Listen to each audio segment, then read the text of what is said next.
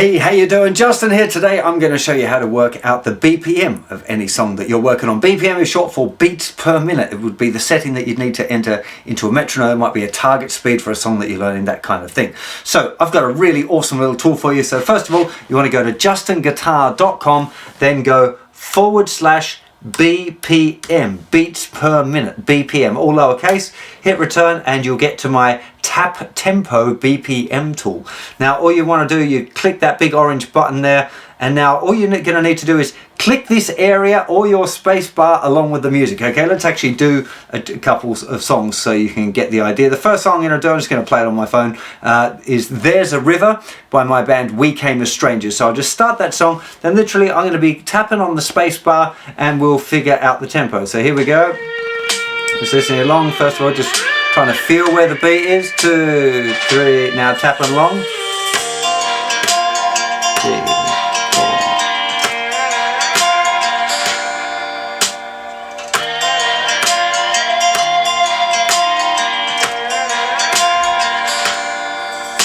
Okay, so that one seems a pretty consistent 65 beats a minute. You will notice if you do it for a long time, sometimes the tempo will jump up or down. It's to do with the way that the averaging works. But generally speaking, as you find you click on it, it'll settle on one particular tempo. Occasionally, it'll flick between two because we don't do decimals. We're rounding it up to the nearest one up or down. And it could also be that your tapping of the space bar is not like super accurate. But it's going to give you a very, very solid indication regardless of what the BPM is. Let's do one more tune. Let's do The Colour of You, another We Came a Stranger song. Let's click on that.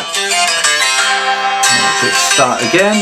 And again, I'm just going to click on the space bar as soon as the song kind of kicks in with a nice groove. Here we go. 1, 2, 3, 4.